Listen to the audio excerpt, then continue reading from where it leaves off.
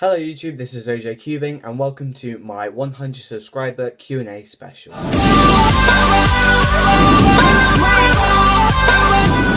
So first of all, I want to apologise if this setup isn't very polished. This is the first time I've actually done a video with face cam on, so it should be quite interesting. But the first question is from Thomas Stokes, and his question is, how did you get into cubing? And so basically I had my original Rubik's brand from quite a young age, and I learned how to solve it and then kind of came away from it a bit. But then I started getting kind of fast at it using the beginner's method, so not that fast, but and then I wanted to have more of a challenge, so I ended up buying a 4x4, but to find which 4x4 I wanted, I had to look up loads of reviews on YouTube, and YouTube seemed to be the best place for it. And of course that meant that I had a load of cubing videos in my news feed and stuff for YouTube, and so I ended up watching a load of them, got really hooked on there, bought loads of really interesting puzzles, and yeah, that's pretty much what got me started with cubing. And his challenge is to solve a Rubik's Cube using only R, R prime, and R2 moves. Now, I'm not entirely sure what he meant by that, so if we just scramble up my Vault here using R, R2, and R prime moves. Okay, and inspection.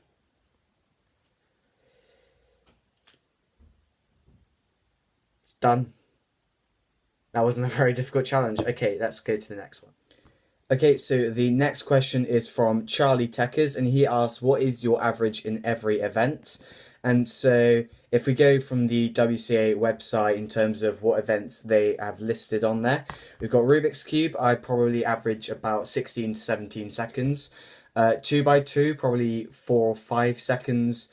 4x4, probably around the 1 minute 25 mark. 5x5, maybe between 4 and 5 minutes. 6x6, I don't do very often, but I think maybe between 7 to 9, maybe. 7x7 is probably about 12 to 15 minutes. I'm not very good at 7x7. 3x3 blind, I'm currently getting sub 3 minute times every so often, so that's quite good. Fewest moves, I don't do that very often again, but I tend to get just about sub 50, so maybe 49 to 50 something maybe. One-handed, I get about 50 seconds, I'd say. Yeah, let's go for that. With feet, I've only ever done once timing it, and I just about managed to get sub 10 minutes. Megaminx, I would say about 3 minutes 30. Pyraminx, maybe 12, 13 seconds. Rubik's Clock is the only event I've never actually solved. I've never done a Rubik's Clock before. Scube, I'd say about 12 to 15 seconds maybe. Square one, maybe 1 minute 20. 4 blinds I did in less than 20 minutes. 5 blind I've never actually done before as well. I forgot to mention that. And 3x3 multi-blind, hopefully I'll be doing 5 cubes at the Peterborough Open. So that's all of the events, so that's pretty much what I average in all of them. And Charlie's challenge was to solve a 3x3 one-handed, but without touching it with your thumb. So this is going to be quite a difficult challenge, but yep, let's go from now, I reckon. I guess we can try and make a cross. There's the first bit of the cross. Let's try and move this over here. I'm kind of just doing the scissoring action here. There's 2 pieces of the cross. That piece is wrong, so let's move that over there. Push this up, and then maybe we should try bringing this down, slotting it in, putting that across, and then fixing the down face. Oh, that was actually quite a good move. Let's try and do this F2L, the green and red one.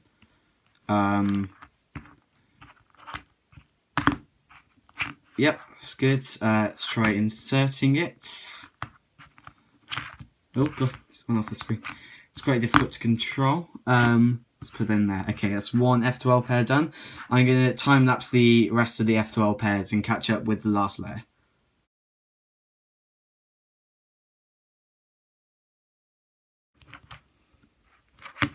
Okay, that's F2L done. I was going to do some for look last layer, but looks like we've got quite an easy LR case. It's just F double sexy F prime. So I say it's quite easy, but obviously this is quite a difficult way of handling the cube.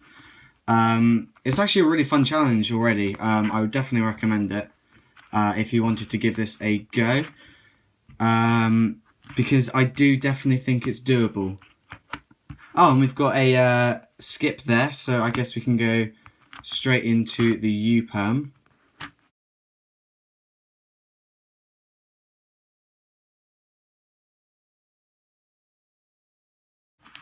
And we're almost done now. Let's do the AUF. There we go. So that took me 3 minutes 20 according to the timer. That was quite a good challenge actually. Quite difficult not using the thumb. It kind of hurt these fingers a little bit. But yeah, that was the first challenge from Charlie Techers. And his second challenge was to solve a killer minx one-handed, but I am allowed to use my thumb this time. So let's get going with that. I think we're gonna place this on there. Let's see, does that piece go there? Probably, I don't really know. That's not moving, so let's get it going up to here. Does that look right? No, it's on the other slot. So that'll be if I was good at killer minx as well, but no, I'm just using a very beginnery method for it. So there's most of it done, and that is the first layer, so let's keep going with that.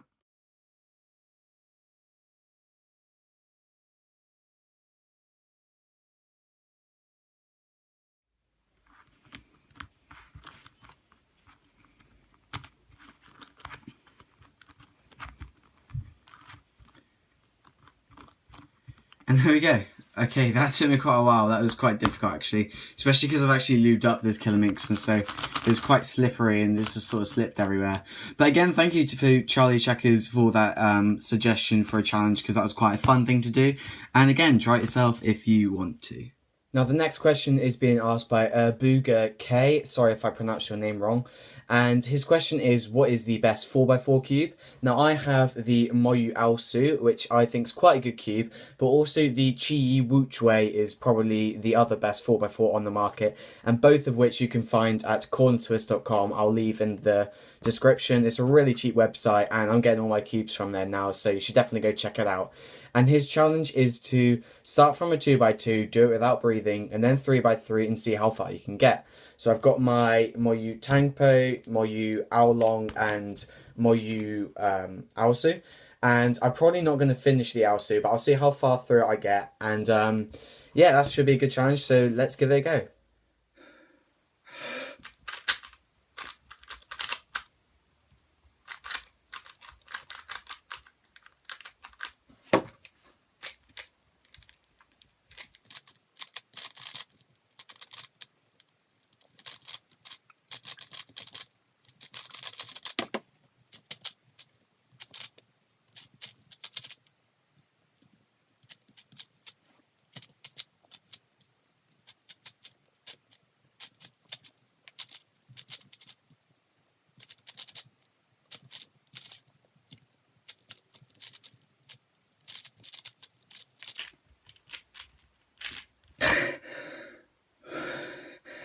Okay, so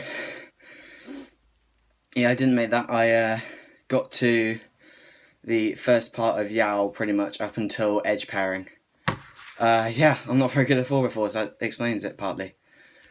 But yeah, I give it a go, so let's go for the next one. Next question is from Josh Nervy, and he asked, how old are you? I'm 17. And Eric Anderson asked, what is your favourite puzzle? Now, my favourite event sort of puzzle to solve is 3x3. But in terms of favourite sort of, I guess, ambiguous sort of puzzle is the Calvicopter probably. This is a really fun puzzle to solve with. The fact that it turns by its edges is really cool, and the fact that it has cycling sort of pieces is really fun. But it does get a bit less fun when you start jumbling, because you actually have to start thinking about it. And the next question is from Joe Cubed. Congrats. What do you aim for in 3x3 by the end of 2017? Now, that's a very difficult question, because it's difficult to see how much better you're actually going to get.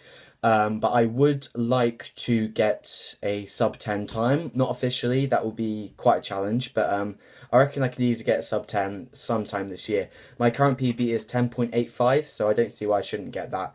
And in competition, I'd probably like to get some sub 15 sort of averages and maybe even sub 14. We'll see how it goes. And his challenge is to learn EG1 or a 2x2x2 alg set like CLL that you don't know in 2 days. Now that's not a very realistic goal because I'm quite busy at the moment and there's no way I'd be able to learn an entire alg set in just 2 days. However, I have been learning CLL recently, COLL for 3x3, which is basically where you have your edges correctly orientated, and then what you do is you perform an algorithm to permute and orientate the corners at the same time, which leaves you with either a U perm, an H perm, or a Z perm. And I learnt 2 subsets of that in 2 days, so does that count? If it doesn't, that's the best you're going to get. So moving on. Henry JA 2006 asks, what is your worst 3x3 solve? I haven't got over a minute in a long time, so even when I mess up a 3x3 solve, I tend to be able to resolve it within about 50 seconds or so.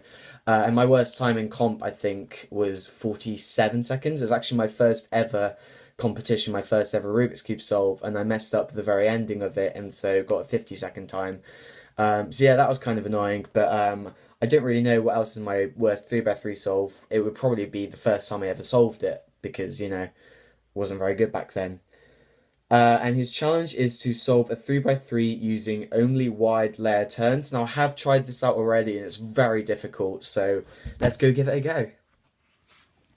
Okay, so this is my scramble here. So I guess what I have to do is every move I do has to be wide layered. So let's say I want to insert this piece down there. I'd have to do a UW like that, and then probably do this move here, and then do that move, and that would get these two in place, and then we could do that move to insert this one, and then we got to kind of think about this as the hard part. Move that down then. So that was that move there, not a R. And then move that back across. Okay, we've done the cross now. So let's try and let's go for this pair here, I think. So gonna go and then reposition, do this move here, reposition, do that move there, perhaps. Yeah, I can bring that down. Let's got these set up, and then let's pair them up like that. This is such a weird challenge to do. Pair them up like that, and put them in like that. It's just really weird because all the centers are moving out all the time, and so it's so confusing.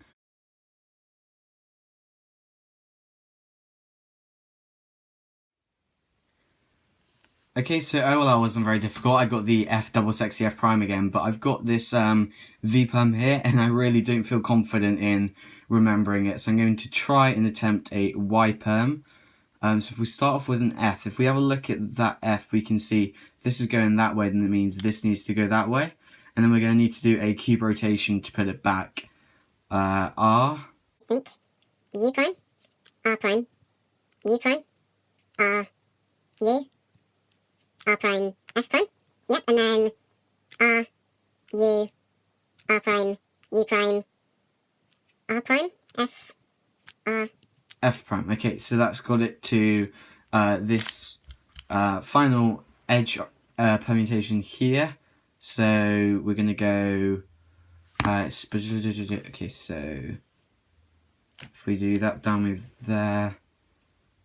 In the other way. Put it down again, I guess. This is quite difficult, guys, I must say. Yeah, that's right. I think we're on the home straight now. And then that. Okay, yeah. Gosh, that was a really difficult challenge, actually. I would definitely recommend that one to you guys. Okay, so we've only got 2 more challenges now, and the first one is from the Cubing Pineapple, which is do a multi-blind of 2 4x4s, which sounds really, really daunting considering I've only just done my first 4 blind. But I have my 4x4 here, still not solved from when I held my breath. And I don't actually have any other 4x4s at the moment. So I do plan on borrowing my friend Dan's 4x4, another Moyo Aosu, at some point in the future. And I will make a video of me attempting to do 4x4 multi-blind. However, I will not necessarily complete it. I'm not going to keep going until I get it. Actually don't DNF, but we're going to see how good I can get, because that's going to be quite a long video. It's going to take at least an hour to do that. So yeah, stay tuned for that in the future. And the next one is from Nicholas Hall, who's one of my friends from school actually, and he said solve a cube underwater. Now I can't really see the practicality of how I can do this, so I will maybe be going to a swimming pool in the future, and I'll make a video when I do that.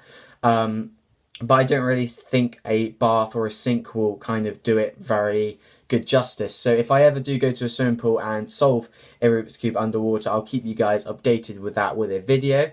But other than that, I can't really do that just now. So anyway, that's it for the Q&A. I hope you all enjoyed it. Thank you for leaving your suggestions for challenges and for the questions. If you have any other questions you want to be answered in a future Q&A, then leave them in the video in the comments below, and I'll see about getting round to them at some point.